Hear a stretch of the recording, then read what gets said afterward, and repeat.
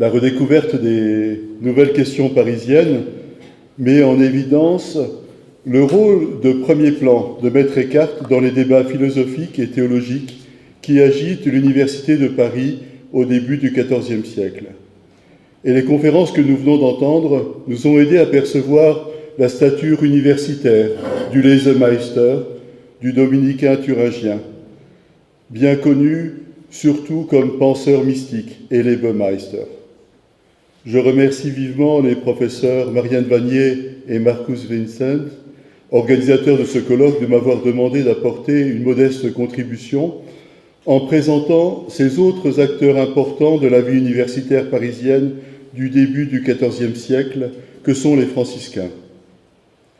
Les ordres mendiants, dominicains et franciscains, pour des raisons que nous allons évoquer, sont en effet devenus des acteurs majeurs de la recherche théologique qui se déploie dans la capitale universitaire européenne de l'époque. Pour dépasser l'approche un peu caricaturale qui oppose dominicains et franciscains de cette époque, je vais tenter de contextualiser la naissance des deux traditions intellectuelles dominicaines et franciscaines, qui sont à peu près en même temps, et qui arrivent en même temps que la constitution de l'Université de Paris.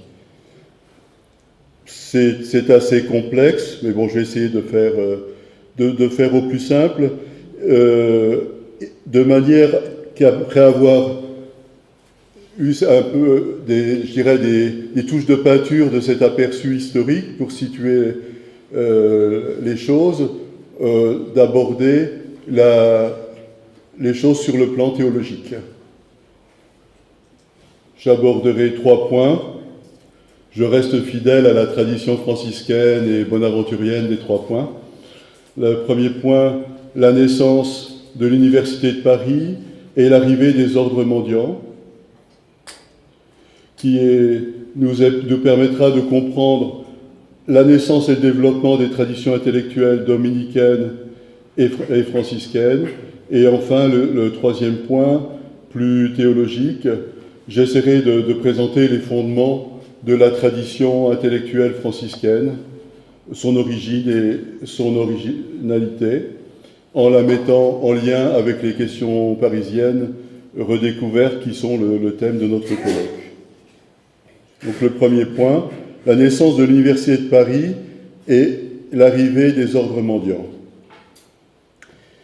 Il est difficile de connaître avec précision le processus institutionnel qui fait passer des écoles qui ont marqué le renouveau culturel du XIIe siècle, telle l'école de Notre-Dame et l'école de Saint-Victor, à une organisation en corporation des maîtres et des étudiants qui constituera l'Université de Paris.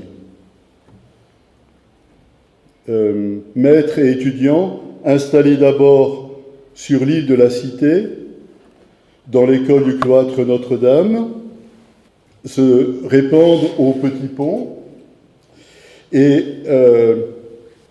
sur la rue Galande, sur la célèbre rue du Foire, tout cela sur le territoire de l'abbaye Sainte-Geneviève.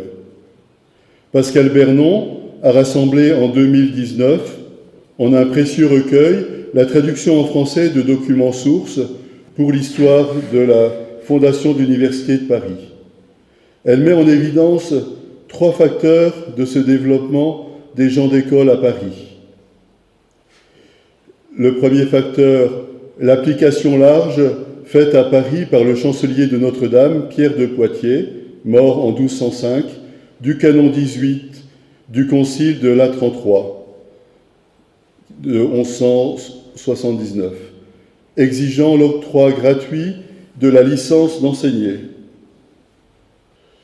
Prenant en compte la situation des étudiants pauvres, voulait rendre l'accès à l'enseignement possible à tous les clercs et favoriser celui-ci en demandant l'investissement des différents acteurs qui en avaient les moyens. Le deuxième point que souligne Pascal Bernon est le privilège accordé aux clercs par Philippe Auguste en 1200. Et le troisième point, la décision du roi de faire de Paris la capitale du royaume. La plus ancienne attestation d'une université des maîtres à Paris, Universitati Magistrorum, qui nous soit parvenue, est une lettre du pape Innocent III, écrite en 1208 ou 1209, ordonnant la réintégration d'un maître qui avait été exclu de la corporation pour n'avoir pas respecté son serment et les obligations qui en découlaient.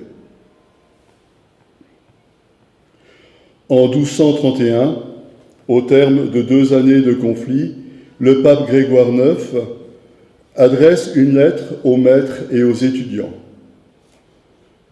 Lettre visant à pacifier la situation.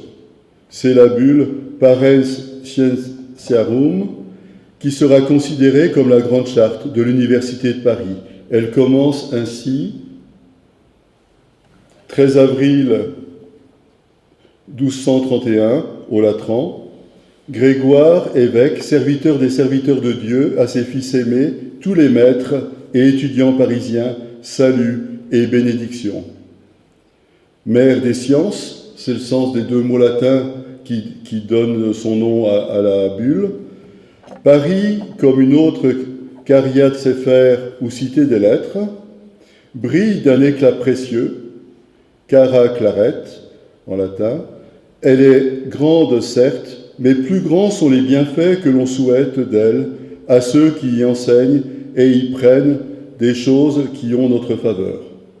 Cette lettre assez longue, je n'ai pas transcrite, je n'ai pas donnée en entier. On y voit les différents acteurs de l'université, donc les étudiants et les maîtres, et pas seulement la corporation des maîtres. On y voit le roi, on y voit l'évêque, on y voit le chancelier, les différents acteurs en jeu, et c'est vraiment une lettre qui voudrait pacifier les choses et organiser institutionnellement l'université sous la protection et en même temps le contrôle de la papauté. Donc l'université de Paris est placée sous la protection des papes. Ceux-ci soutiennent le monde universitaire dans leur mission d'intelligence de la foi, de lutte contre l'ignorance et les hérésies. L'enseignement est réparti en 4 facultés. La faculté des arts enseigne les matières préparatoires ou nécessaires à l'enseignement dispensé dans les 3 autres facultés supérieures de théologie, de décret. Seul le droit canonique est enseigné à Paris et de médecine. L'enseignement au sein des facultés est sanctionné par un système d'examen et de grades qui se précise au cours du XIIIe siècle. Le baccalauréat qui reconnaît que le candidat est assez avancé pour donner certaines lectures. La licence désormais passée devant un jury de maîtres et reconnaissant la vie, les mœurs et la science du candidat, et la maîtrise ou doctorat auquel le licencié pouvait se présenter. Une nouvelle affirmation de soutien pontifical est donnée à l'Université de Paris en 1292 par Nicolas IV, qui lui confirme le droit de conférer la licentia ubique docendi, licence d'enseigner dans toute la chrétienté. Au long du XIIIe siècle, le nombre des maîtres et d'étudiants ne cessera de croître. Maîtres et écoliers s'installeront sur la rive gauche, dans l'actuel quartier latin, qui se peuplera de collèges tout au long du XIIIe siècle. Un plan de Paris en 1300, que l'on peut mettre en rapport avec un plan de 1223 à la mort de Philippe Auguste, où on voit donc, c'est l'actuel quartier latin. Là, vous avez l'enceinte de Philippe Auguste qui délimite la ville. Vous avez beaucoup de champs et d'espaces non construits. On voit le début des constructions. Et si on compare les deux plans que nous venons de voir, on s'aperçoit que l'ensemble des terrains vagues se couvre des différents collèges. Bon, le célèbre collège de la Sorbonne, et parmi les collèges, les deux couvents des dominicains et des franciscains. Le couvent des dominicains est près de la porte Saint-Jacques, et entre l'église Saint-Jacques et la porte Saint-Jacques, et le couvent des franciscains est près de la porte Saint-Michel, situé à 2 pas du couvent des dominicains. Je crois que c'est important aussi de situer les choses. La théologie qui est faite dans ces couvents, ce n'est pas une théologie dans les nuages, ça part de réalités très concrètes. Là, sur un plan plus tardif, on voit les constructions. Donc, la porte Saint-Jacques, la rue Saint-Jacques qui est le départ pour le pèlerinage de Saint-Jacques de Compostelle, vers le sud de Paris. Le couvent des Dominicains. Et construit plus tard le couvent des Franciscains, vraiment tout près.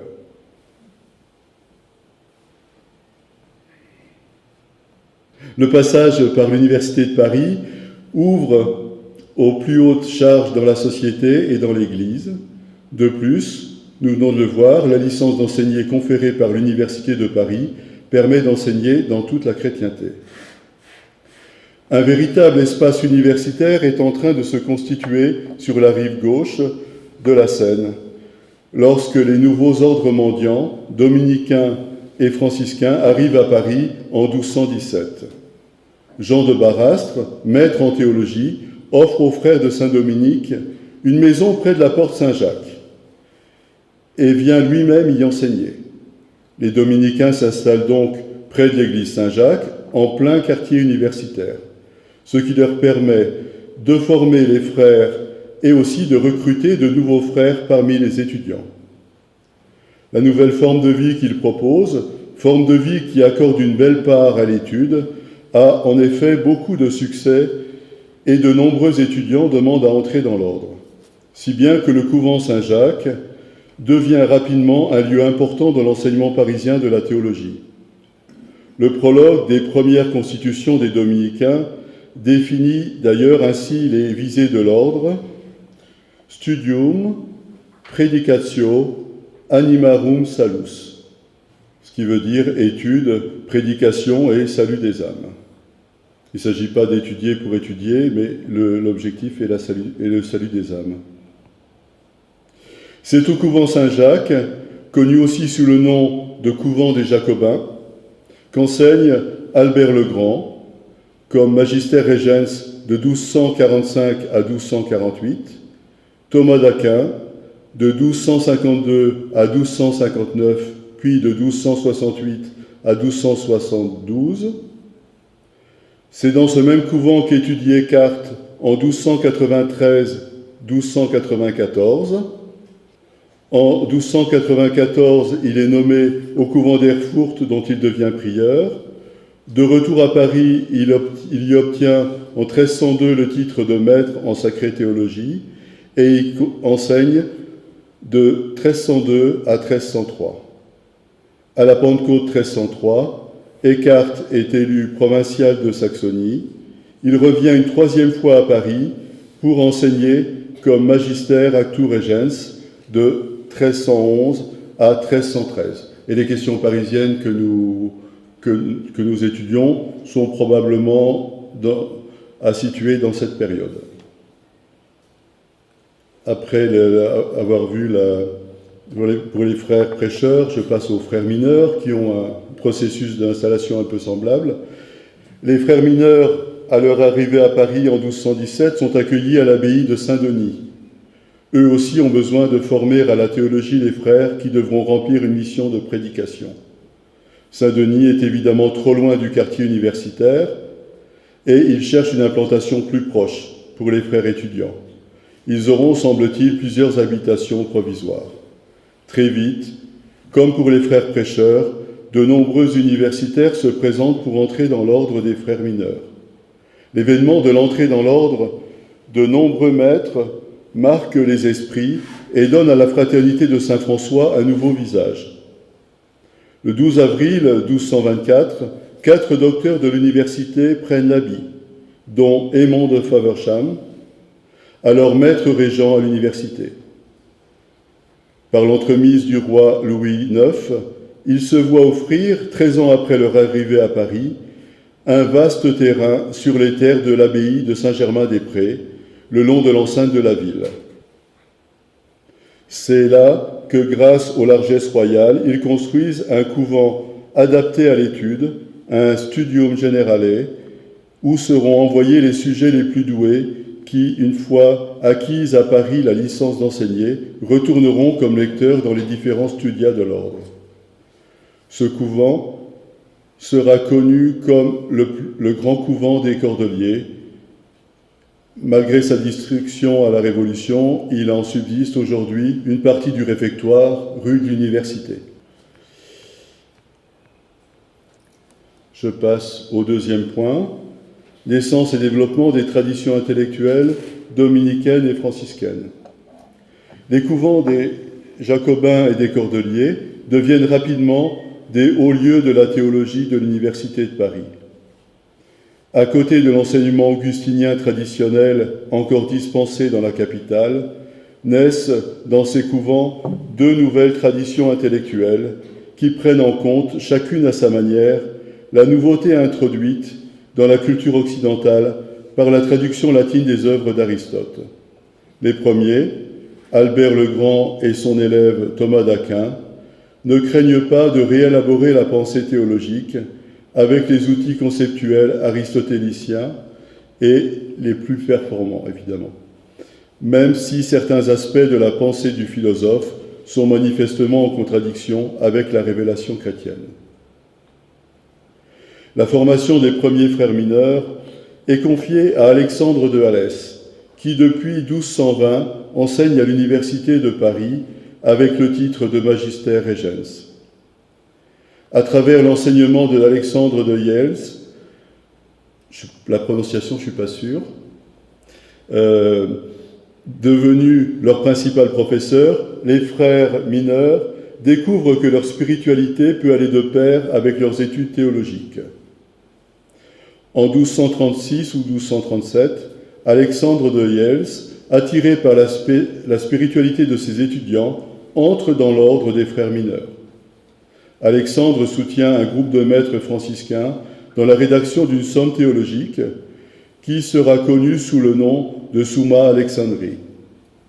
Parmi les frères mineurs étudiants d'Alexandre de Yels, il faut citer Jean de la Rochelle, Odon Rigaud et William de Middleton, qui ont contribué à la Summa Alexandri. Celui qui marqua le plus la tradition intellectuelle franciscaine au XIIIe siècle est évidemment Bonaventure de Bagnoregio, 1217-1274, élève de Alexandre de Yels, de Jean de la Rochelle, d'Odon de Rigaud et de William de Middleton. Il enseigna comme maître régent de 1254 à 1257, année où il fut élu ministre général de l'ordre des frères mineurs. Le docteur Séraphique mourut le 15 juillet 1274 pendant le concile de Lyon. L'étude de ses œuvres montre une matrice principalement néoplatonicienne et augustinienne. Les dernières conférences qu'il prononce à l'Université de Paris, à savoir les conférences sur l'Hexaméron, marquent sa franche opposition à certaines thèses d'Aristote et de son commentateur Averroès, enseigné à l'Université de Paris. Ces thèses seront, du reste, sur la pression des maîtres augustiniens les plus radicaux, condamnés en 1277, 3 ans après la mort de Thomas et de Bonaventure, par l'évêque Étienne Tempier. Et aussi, parmi les 219 propositions condamnées, il y a quelques thèses de Thomas d'Aquin. Le retentissement de ces condamnations de 1277 sera considérable à l'Université de Paris et ailleurs. Albert le Grand reviendra à Paris pour défendre la synthèse théologique de son meilleur élève Thomas d'Aquin, décédé donc ne pouvant pas défendre lui-même ses thèses. Désormais, pour les générations suivantes d'artiens et de théologiens, il faudra tenir compte de ces condamnations et penser de manière nouvelle. C'est dans ce contexte que Maître Eckhart et Duns Scotus élaboreront une pensée vraiment nouvelle, tout en restant enracinés dans leur propre tradition intellectuelle dominicaine ou franciscaine. Duns Scotus, bachelier sentenciaire formé à Oxford, est transféré à Paris en 1301. Il y enseigne de nouveau comme bachelier sentenciaire jusqu'en 1303, année où il doit quitter la France, car il a refusé de soutenir Philippe le Bel dans son conflit contre le pape Boniface VIII. Il retourne enseigner en Angleterre. On ne sait pas si c'est à Oxford ou à Cambridge ou une partie du temps dans l'une ou l'autre université. La période d'absence est très courte, puisque en 1304, à la faveur d'une accalmie dans le conflit entre le roi de France et le pape, Duns Scotus revient à Paris et succède comme maître régent à Gonzalve d'Espagne, alors élu ministre général de l'ordre des frères mineurs. En 1307, Duns Scotus est transféré à Cologne, où l'ordre vient de créer un nouveau studium generale. Il meurt à Cologne peu de temps après, le 8 novembre 1308. Troisième et dernier point, les aspects les plus saillants de la tradition intellectuelle franciscaine. Le point de départ de la théologie est la vie même de la communauté ecclésiale. Par exemple, la vie du monastère pour la théologie monastique. Pour la théologie franciscaine, le point de départ est cette forme de vie nouvelle que le Seigneur a inspirée à saint François et à ses compagnons. Ce charisme nouveau, don de l'Esprit Saint pour l'ensemble du corps ecclésial, est fortement marqué chez les franciscains par le charisme personnel exceptionnel de son fondateur. L'expérience de saint François et de la fraternité franciscaine primitive est celle de l'humilité de Dieu, de laquelle vient le nom de frère mineur, c'est-à-dire de frère plus petit. Dans sa première admonition, François d'Assise écrit « Alors, fils des hommes, jusque à quand ce cœur lourd? Pourquoi ne reconnaissez-vous pas la vérité et ne croyez-vous pas au Fils de Dieu? Voici, chaque jour il s'humilie comme lorsque des trônes royaux, il vint dans le ventre de la Vierge. Chaque jour il descend du sein du Père sur l'autel dans les mains du prêtre. Et de même qu'il se montra aux saints apôtres dans une vraie chair, de même maintenant aussi, ainsi il se montre à nous dans le pain sacré. Et de même que, par le regard de leur chair, voyaient seulement sa chair, mais contemplant avec les yeux de l'esprit, croyaient qu'il est Dieu, de même nous aussi, voyant du pain et du vin, avec les yeux du corps, voyons et croyons fermement qu'ils sont ces très saints corps et sang, vivants et vrais. Et de cette manière, le Seigneur est toujours avec ses fidèles, comme il le dit lui-même. « Voici, je suis avec vous jusqu'à la consommation du siècle. » La kénose du Christ dans son incarnation n'est pas pour saint François un événement qui a eu lieu une seule fois lorsque le Fils de Dieu a pris chair de la Vierge Marie. C'est un événement quotidien que les frères doivent contempler chaque jour lors de la célébration de l'Eucharistie et qui est modèle et source de toute leur vie, personnelle et collective, de frères mineurs. François d'Assise n'a pas écrit de traité théologique au sens technique du terme, mais a écrit autant que les mots le lui permettaient sa propre expérience que le Seigneur lui a donné de vivre et qu'il ne pouvait garder pour lui seul. C'est l'expérience du Dieu trinéen qui se révèle comme relation, comme communion trinitaire. Au cœur de cette vie trinitaire, il y a ce mystère de la kénose, qui n'est pas propre au Fils, mais qui appartient aux trois personnes de la Sainte Trinité. Dans la génération éternelle du Verbe, le Père, en quelque sorte, s'efface, se vidant, pour ainsi dire, de lui-même pour engendrer le Fils. Il donne de lui-même au Fils tout ce qu'il est ou tout ce qu'il a. En d'autres termes, tout ce qu'il peut donner de lui-même sans contradiction. Le Père est seul l'inengendré, et ne peut évidemment transmettre cette caractéristique d'être inengendré au Fils.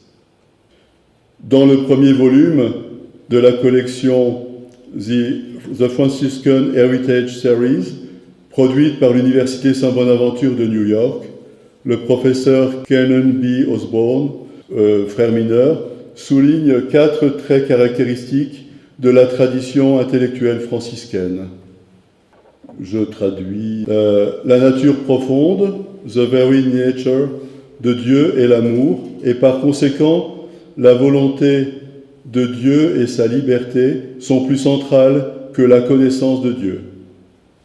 L'amour est le fondement de la théologie de la Trinité, de la création, de l'incarnation et de la vie ressuscitée ou vie bienheureuse. L'humilité de l'incarnation, deuxième point, et l'amour de la passion sont les racines de la christologie franciscaine, Franciscan Theology of Jesus. La création contient la parole de Dieu et les Saintes Écritures contiennent la parole de Dieu. Mais ce ne sont pas 2 paroles de Dieu. C'est le même Dieu trinéen qui parle et appelle dans la création et dans les Écritures. Et 4e point central, spiritualité et théologie sont inséparables, car la théologie sans la spiritualité est vide, et la spiritualité sans la théologie est une imposture ou un simulacre, a sham, qui recouvre, me semble-t-il, les 2 significations du français imposture ou simulacre. Le débat sur la transmission de la puissance d'engendrer, potestas generandi, qui est l'objet de la nouvelle question parisienne numéro 7, présentée ce matin par le professeur Marcus Vincent, ne me semble pas étranger à cette perception de la tradition intellectuelle franciscaine du Dieu trinéen comme primitas et fecunditas. Le Thuringien, en effet, s'appuyant sur la tradition de l'Église d'Orient exprimée par Jean Damascène, pour lui, la potestas generandi n'est pas le propre du Père en tant que personne, mais c'est davantage l'essence de Dieu qui est active. Duns Scotus tire toutes les conclusions de l'expérience fondatrice franciscaine en affirmant avec force la liberté absolue de Dieu et la liberté de l'homme créé à l'image de ce Dieu éminemment libre, comme le montre clairement Orlando Todisco dans son ouvrage en italien, désormais classique, Duns Scotus, philosophe de la liberté. Ce qui amène Duns Scotus à aborder de manière tout à fait nouvelle la puissance absolue de Dieu et sa puissance ordonnée. Maître Eckhart a probablement eu connaissance de la position de Duns Scotus lorsqu'il traite, lors de son 3e séjour à Paris, la question 6. La toute-puissance qui est en Dieu doit-elle être entendue comme la puissance absolue ou la puissance ordonnée? La formulation de la 10e question de Maître Eckhart, Dieu peut-il faire des espèces infinies de toutes sortes, à savoir en haut et en bas, au milieu et de côté, pourrait aussi être rapprochée de l'affirmation de Duns Scotus, selon laquelle toute chose créée est contingente. Dieu peut, selon le docteur subtil, ne pas créer ou créer le monde différemment de celui que nous connaissons. La création est un acte libre de la générosité et de la bonté infinie de Dieu. Il serait intéressant aussi, me semble-t-il, de rapprocher la 9e question parisienne de Maître Eckhart. La différence selon la raison passe-t-elle avant la différence selon la chose, avec la doctrine de l'Echeitas de Duns Scotus. L'Echeitas, peut-être pour les non-spécialistes de philosophie, c'est ce qu'une chose a de singulier. Ce qui fait que telle rose n'est pas comme toutes les autres roses, ce qu'elle a de particulier. Une étude comparée des questions parisiennes de Maître Eckhart et de la doctrine de John Duns Scotus serait, me semble-t-il, du plus grand intérêt. En effet, le maître thuringien comme le docteur subtil, tous les deux ancrés dans leur propre tradition intellectuelle, apportent des solutions nouvelles et originales au débat théologique du début du XIVe siècle et développent, l'un comme l'autre, une manière nouvelle de faire théologie. La documentation historique ne permet pas d'affirmer que les deux représentants majeurs du début du XIVe siècle de ces deux traditions intellectuelles, dominicaine et franciscaine, se soient rencontrés, ni si c'est le cas, dans quel cadre. Il est toutefois hautement probable que le bachelier sentenciaire franciscain et le maître dominicain qui était à Paris en même temps se soient rencontrés lors des événements organisés par l'université ou simplement comme voisins, puisque les deux couvents des Cordeliers et des Jacobins étaient très proches. Quoi qu'il en soit, il est clair que Maître Eckhart n'ignore pas les positions des maîtres franciscains. Il utilise parfois celles-ci pour mettre en perspective, comme par contraste, son propre enseignement. C'est ce qu'il fait par exemple dans le Sermon 9, sermon sans doute plus tardif que la période des questions parisiennes. Ce sermon choisit Stella Matutina pour souligner l'affirmation selon laquelle l'intellect est plus noble que la volonté. Eckhart désigne, sans le nommer, un maître de la tradition franciscaine. Je cite ce sermon 9. « J'ai dit à l'école que l'intellect est plus noble que la volonté, et cependant, toutes deux appartiennent à cette lumière. Un maître d'une autre école, manifestement franciscain, dit que la volonté est plus noble que l'intellect, car la volonté prend les choses telles qu'elles sont en elle-même, et l'intellect prend les choses telles qu'elles sont en lui. Un œil est plus noble en lui-même qu'un œil peint au mur. La volonté prend Dieu sous le vêtement de la bonté, l'intellect prend Dieu dans sa nudité, dépouillé de bonté et d'être. La bonté est un vêtement sous lequel Dieu est caché, et la volonté prend Dieu sous le vêtement de la bonté. Pour la tradition franciscaine, au contraire, la bonté n'est pas un vêtement sous lequel Dieu se cache, mais l'expérience de sa bonté infinie est la porte d'entrée dans le mystère d'amour du Dieu Trinité. Je vous remercie de votre attention.